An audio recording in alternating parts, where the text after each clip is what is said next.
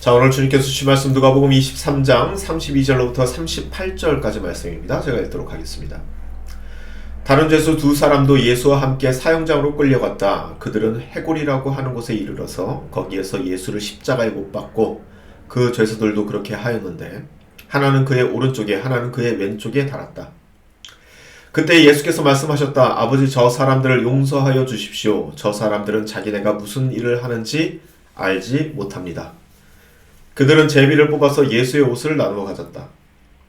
백성은 서서 바라보고 있었고 지도자들도 비웃으며 말하기를 그가 남을 구원하였으니 정말 그가 하나님의 그리스도이고 택하심을 받은 자이거든 자기나 구원하라지 하였다.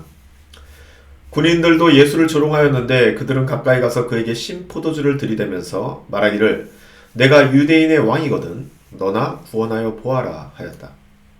예수의 머리 위에는 유대인의 왕 예수라고 쓴 죄패가 붙어 있었다. 아멘. 자, 오늘의 본문 말씀 가지고 용서받지 못할 자, 용서받은 자라는 제목으로 말씀을 전하도록 합니다. 자, 여러분, 왜 십자가 위에서 예수님께서는 하나님께 그렇게 간절히 용서를 구하였을까요? 결백한 자신을 죽이려고 하는 저 유대인들을 향해서 말이죠. 지난 시간 많이 생각해 보셨을 줄 믿고요. 그리고 우리가 그제 월요 모임에 잠깐 이야기를 나누기도 했었죠. 자, 그럼 다시 질문 드립니다. 예수님께서는 왜 하나님께 저 사람들에 대한 용서를 구했을까요? 간단하죠. 만약에 예수님께서 용서를 구하지 않았다면 하나님께서 용서를 하지 않으셨을 거니까요. 그 사람들을 하나님 그의 뜻대로 심판하셨을 거니까요. 다시 말하면 그들의 죄값을 하나님께서는 분명히 물으셨을 테니까요. 그러므로 저들을 용서해달라는 이 기도를 종교적으로 우리가 해석하지 않는다면 사실 이 모습은 이 재판관에게 선처를 구하고 있는 피해자의 모습과 같습니다. 누구보다 하나님을 잘 아시는 예수님입니다. 결국 하나님은 그들의 죄값을 물으실 테니 그 죄값을 묻기 전에 예수님께서 용서를 구한 것이죠. 하나님은 사랑의 하나님입니다. 맞습니다. 하나님은 사랑이시라 그렇게 사랑 맞으시죠. 하지만 문제는 우리가 그 사랑이라는 단어의 뜻을 잘 모른다는 겁니다. 사랑도 모르니 그 사랑 자체이신 하나님도 알기가 힘들죠. 다시 정확히 말하자면은 성경에서 정의 내리고 있는 사랑의 뜻이 있고 성경에서 계시된 하나님의 성품이 분명히 있습니다. 그런데 문제는 우리가 하나님은 사랑이시라 하나님은 이런 분이시다 라고 말할 때 성경에서 나온 정의를 따르지 않고 우리가 가지고 있는 각자의 소견대로 그렇게 내어놓은 정의를 따른다는 것이죠. 마치 사사기 시절의 이스라엘 백성들처럼 우리는 여전히 그렇게 행동하고 있다는 겁니다. 그러니까 사사기 말씀대로 하나님의 말씀이 희귀할 수밖에 없습니다. 각자 자신의 소견이 너무나도 많으니까요. 마치 귀에 계속해서 시끄럽게 울리는 잡음처럼 말이죠. 성경을 하나님은 사랑이라고 말하면서도 동시에 하나님은 정의로우시다 라고 말하시고 또 하나님을 공의로우시다 이렇게 말합니다. 하나님은 공평하십니다. 그래서 하나님은 심판을 내리실 수 있는 겁니다. 하나님에게는 기울어진 저울추라는 것은 없습니다. 정말 이분하게 공평하십니다. 이 개념을 가지고 오늘 본문을 한번 봅시다. 자, 여러분 여기에 모인 이 유대인들은요 살인이라는 아주 끔찍한 중범죄를 짓습니다. 그것도 그냥 죄인을 죽이는 것이 아니라 죄가 하나도 없는 무고한 사람을 죽이는 정말 살인 중에서 무거운 범죄를 짓죠. 자, 여러분, 가난하고 소외받은 자들의 복음이 바로 누가복음입니다. 종교적으로 사회적으로 기울어진 운동장 위에 있는 그들을 공평하고 공정하게 대우하라고 하는 것이 바로 누가복음에서 나온 예수님의 가르침이죠. 하지만 오늘 그 예수님이 가장 공정하지 못한 죽음을 맞게 됩니다.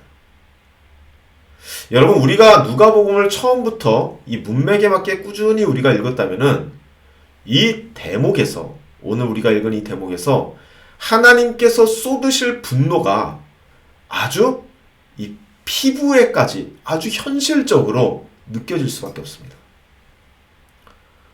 물론 이 성경을 끊어 읽는 분들은 이 격렬한, 하나님의 격렬한 감정을 결코 느낄 수가 없게 되겠지만 말이죠. 만약에 우리들이 이 누가복음을 처음부터 꾸준히 문맥에 맞게 읽었다면은 오늘 이 장면은 클라이막스이기 때문에 하나님께서 쏟으실 그 분노가 이 온 피부에 닿을 정도로 느껴지게 됩니다.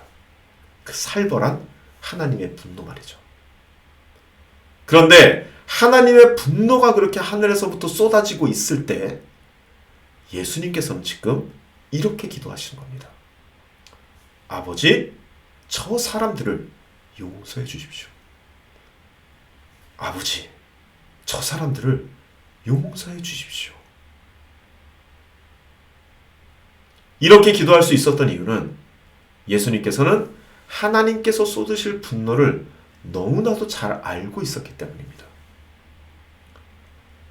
그리고 우리가 주기도문을 통해서 이미 이야기했듯이 예수님의 이 기도는요, 하나님께서 그의 공정함을 결국 포기할 수밖에 없게 되는 그러한 기도가 되는 것이죠. 하지만 우리가 여기서 하나 주의해야 될 것은요, 여러분. 예수님께서 하신 이 예수님의 이 기도를 통해서 저 유대인들이, 저 살인이라는 흉악한 범죄를 저지른 저 유대인들이 그들이 마땅히 받아야 할 사회적인 형벌을 받지 않게 되었다는 건 아닙니다. 그들이 받은 면죄부는 세상에서 마땅히 받아야 할 형벌에 대한 면죄부가 아닙니다. 그들이 받은 면죄부는 하나님과의 관계 안에서의 면죄부입니다. 즉 하나님 나라 안에서의 면죄부죠.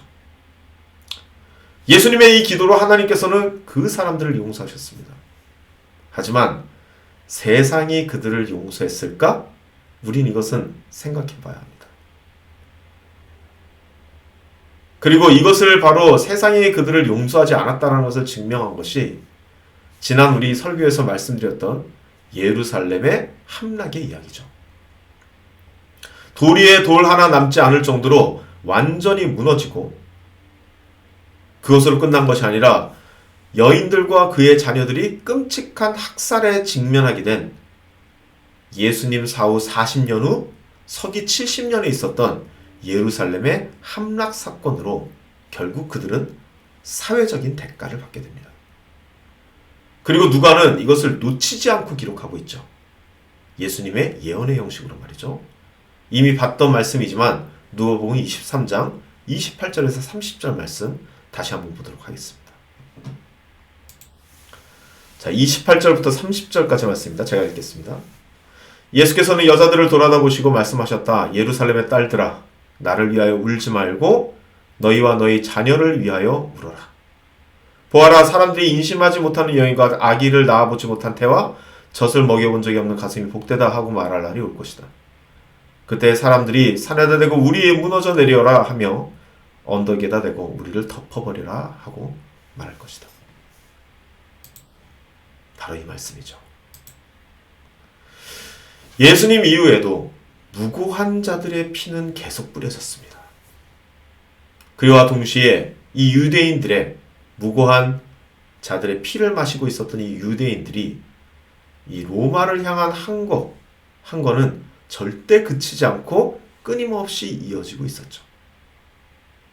하지만 그 말로가 바로 세상이 유대인들을 향해 결국 심판을 내렸던 예루살렘 함락의 사건이었던 것입니다. 많은 사람들이 오해하는 것이 있습니다. 하나님에게 내가 용서를 구했다고 이 세상에서 받을 형벌도 면하게 될 것이라는 그러한 생각이죠.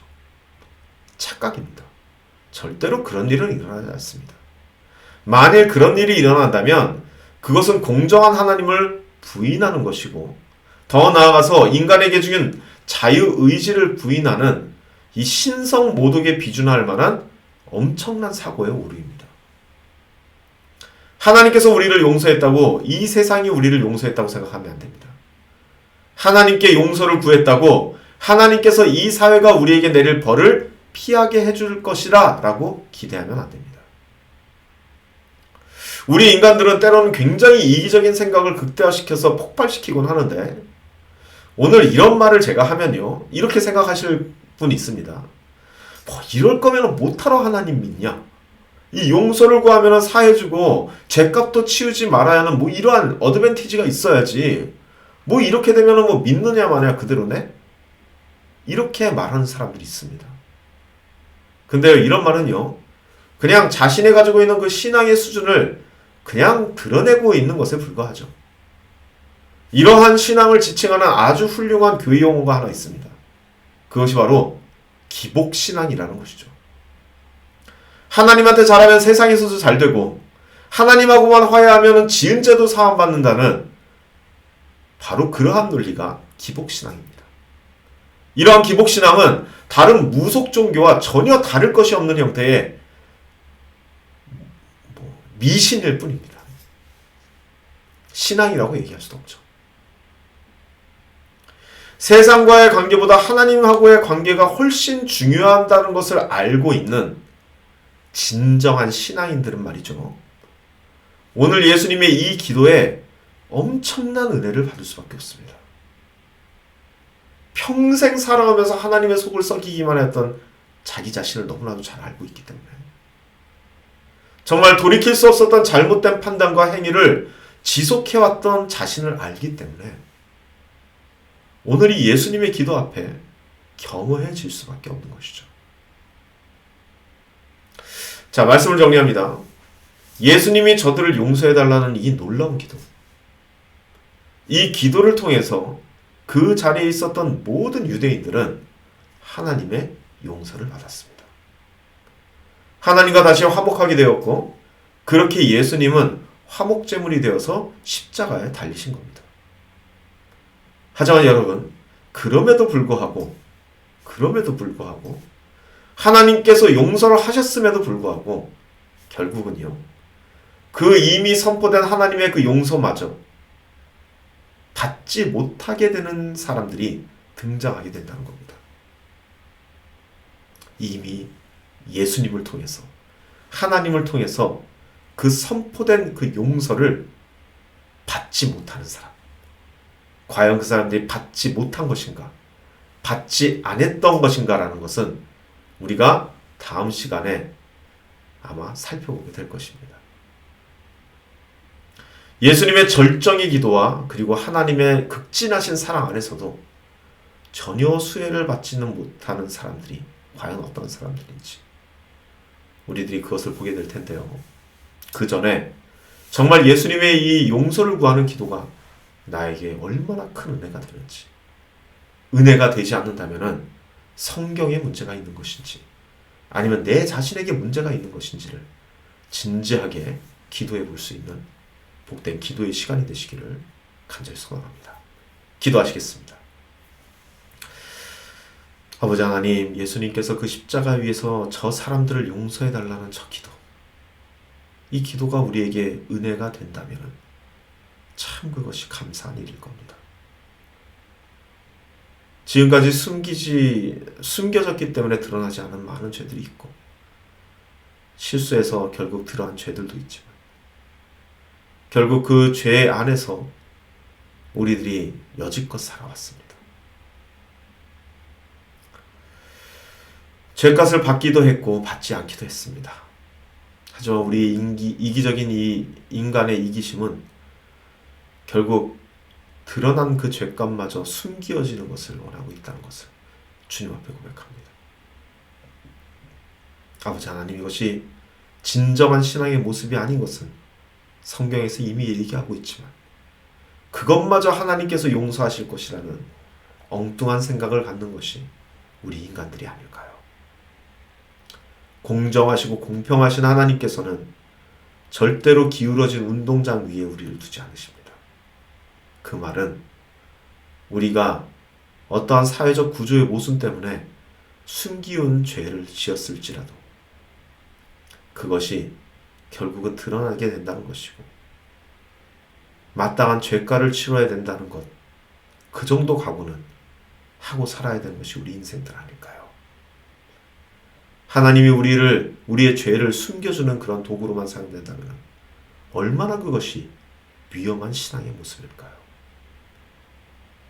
아버지 하나님한테 겸허하게 나아갈 수 있는 오늘 이 기도의 시간 될 수 있도록 주님 축복하여 주옵소서. 예수님의 이름으로 기도드립니다. 아멘. 다 같이 기도하시겠습니다.